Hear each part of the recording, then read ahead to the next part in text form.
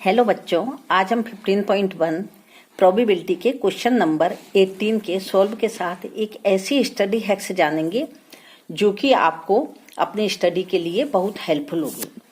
तो चलिए video start करते हैं।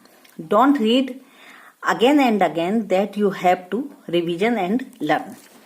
यह समय अब किस चीज का है कि बच्चे, अधिकतर आप सभी बच्चे रिवीजन कर रहे होंगे। कुछ बच्चे ऐसे भी हैं जिनके थोड़े बहुत क्वेश्चन यदि रह गए हैं तो वह उसको लर्न भी कर रहे होंगे।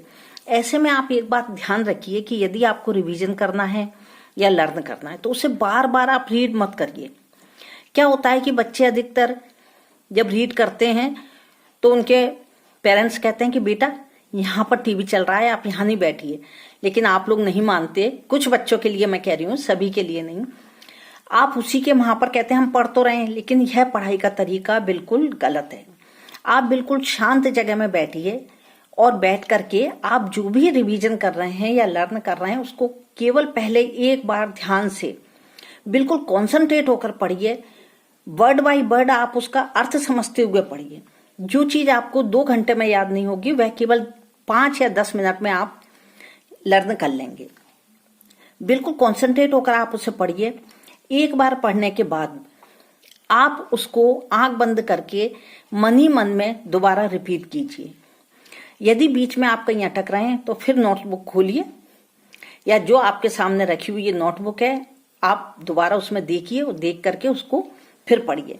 बार बार उसी चीज को रीड करने से क्या होता है कि दिमाग में एक माइंड में एक इनबैलेंस हो जाता है माइंड, जिसके कारण कि हमने जो भी लिखा है हम भूल जाते हैं और फिर हम क्या सोचते हैं कि शायद हम तो यह क्वेश्चन अभी याद कर रहे हैं यही भूल गए, तो पिछला तो हम सभी भूल जाएंगे। इस तरह से आपका कॉन्फिडेंस जो है वो बहुत डाउन हो जाता है।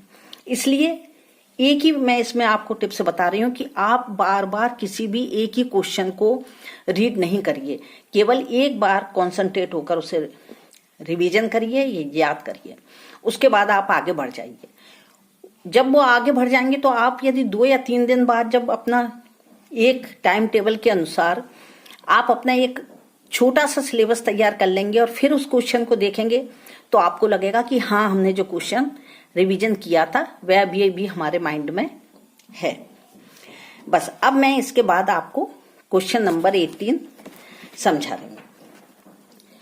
क्वेश्चन नंबर 18 है, a box contents 90 disc which are numbered from 1 to 90। एक बॉक्स में 90 डिस्क है जिस पर 1 से लेकर के 19 के तक के नंबर लिखे हुए हैं। जैसे हम लिखते हैं 1 2 3 4 5 6 ऐसे नंबर उसमें 90 तक लिखे हुए हैं।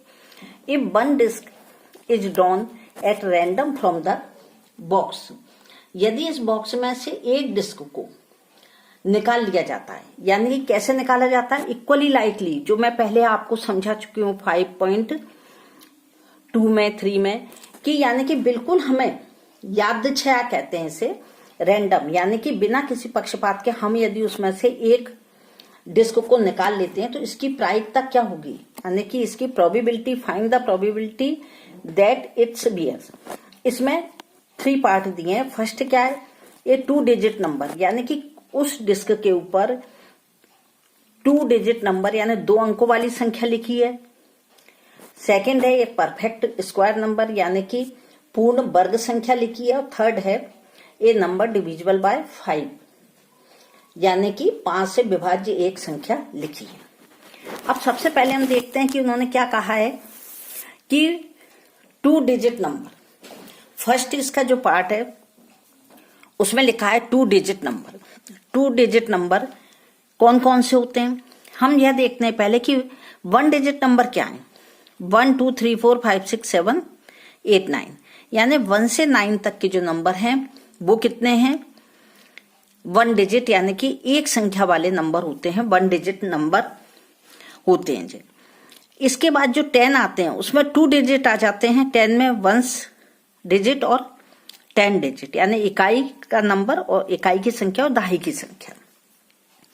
यह कब तक चलती है, 10 से लेकर के 99 तक। इसमें हमें 99 नहीं देखना है क्योंकि हमारा जो मेन पॉइंट है वो क्या है, 90 डिस्क है उसमें। तो हमें 90 तक ही देखना है। हमने बता दिया है आपको, क्योंकि 99 के बाद में जो 100 आता है वो 3 डिजिट नंबर हो जाते हैं। अब उस एक बॉक्स में, यह एक बॉक्स है, इसमें उन्होंने क्या कहा है कि इस तरह की यह डिस्क लगी हुई है। 1 से 9 तक तो क्या है, 1 डिजिट नंबर है, उसके बाद में क्या आ रहा है, 99 तक है। तो हमें यह बताना है कि इसमें 2 डिजिट नंबर की जो फर्स्ट है उस बॉक्स में, फर्स्ट पार्ट में बताना है कि उस बॉक्स में 2 डिजिट नंबर की जो संख्या है वो कितनी है। तो हमारे पास 99 नहीं, 90 जो है वो क्या है, टोटल नंबर ऑफ डिस्क, यानी कि जो कुल डिस्क की संख्या है वो कितनी है, 90।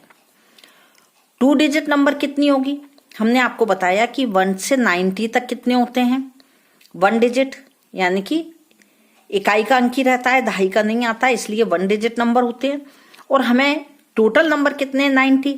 तो 90 में से यदि हम 9 को माइनस कर देते हैं तो कितने बचे, 81। 81 क्या होगा हमारे, 2 डिजिट नंबर।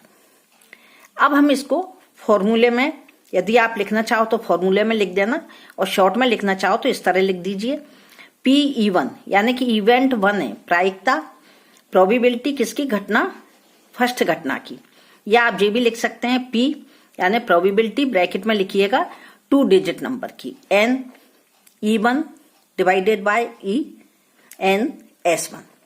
यदि आप इसका फॉर्मूला लिखना चाहते हैं तो लिख दीजिए number of favourable outcomes divided by number of total outcomes. वैसे इतना भी सफिशियंट है। PE1 कितना हो गया, 81 डिवाइडेड बाय 90। इसको यदि हम 9 की टेबल से डिवाइड करते हैं तो 9 की टेबल से 81 को डिवाइड किया तो 9 आए, और 90 को किया तो 10 आ गए। यानी क्वेश्चन नंबर जो 18 है उसका फर्स्ट पार्ट का की प्रायिकता, यानी फर्स्ट पार्ट की जो प्रायिकता थी फर्स्ट इवेंट की, वो कितनी आ गई, 9/10। बस यदि ये 3 पार्ट है, इसमें तीनों पार्ट आते हैं तो आप इसको इसी तरह लिखिए, पहले अंडरलाइन कीजिए क्वेश्चन नंबर लिख करके, उसके बाद में 1 या 2 वर्ड्स लिख दीजिए। फिर यदि ये क्वेश्चन 3 मार्क्स का है तो आपको बिल्कुल शॉर्ट में लिखना है, इसमें आपको फुल फॉर्मूला लिखने की कोई ऐसी आवश्यकता नहीं है। अब इसका सेकंड पार्ट है, उसमें उन्होंने क्या कहा है, परफेक्ट स्क्वायर नंबर, यानी 1 से लेकर के 90 तक के परफेक्ट स्क्वायर कौन कौन से होते हैं। यह तो आपको मालूम ही होगा कि स्क्वायर कौन से होते हैं। 90 तक यदि हम देखें तो इसके स्क्वायर होते हैं 1, क्योंकि 1 इंटू 1 1 होता है, फिर 2, 2 इंटू 2 4, 3 इंटू 3 9। इस तरह यदि हम किसी नंबर का उसी नंबर में मल्टीप्लाई करते जाते हैं तो वो क्या, उसका स्क्वायर बन जाता है। 1 4 9 16 25 36 49 64 81। यह इतने क्या है, परफेक्ट स्क्वायर है। और जो टोटल नंबर ऑफ डिस्क थी वो कितनी थी, 90, यानी कुल संख्या कितनी थी, 90। परफेक्ट स्क्वायर यानी 1 से 90 तक के कितने हो गए, टोटल परफेक्ट स्क्वायर नंबर हो गए 9। अब इसमें भी हमें वही करना है, टोटल परफेक्ट स्क्वायर 9 और टोटल जो नंबर है वो कितने हैं, 90। E2 यानी कि प्रोबेबिलिटी की जो सेकंड घटना है, जो सेकंड प्रोबेबिलिटी की जो सेकंड इवेंट है वो क्या है, P परफेक्ट स्क्वायर नंबर। आप यदि इसमें ये लिखना चाहें तो फॉर्मूला लिखिएगा, E के अनुकूल परिणामों की संख्या डिवाइडेड बाय E के कुल परिणामों की संख्या, यह इंग्लिश मीडियम में लिखा हुआ है, number of favourable outcomes divided by number of total outcomes. और यदि ये 3 मार्क्स का है तो आपको यह कुछ भी नहीं लिखना है, केवल आप इतना लिख दीजिए PE2 is equal to N E2 divided by N S2। क्योंकि यह S2 E2 क्यों है, क्योंकि यह सेकंड पार्ट है, इसलिए हमने पहले पार्ट में E1 लिखा था, सेकंड पार्ट में E2 और S2 करेंगे। यह कितना है, 9, क्योंकि परफेक्ट स्क्वायर 9 है और टोटल जो नंबर है वो 90 है। इनको 9 की टेबल से यदि कैंसिल किया, डिवाइड किया तो 9 बन जा 9 और 9 10 जा 90। इसका हमने ये आंसर लिख दिया, यह सेकंड पार्ट इसका कंप्लीट हो गया।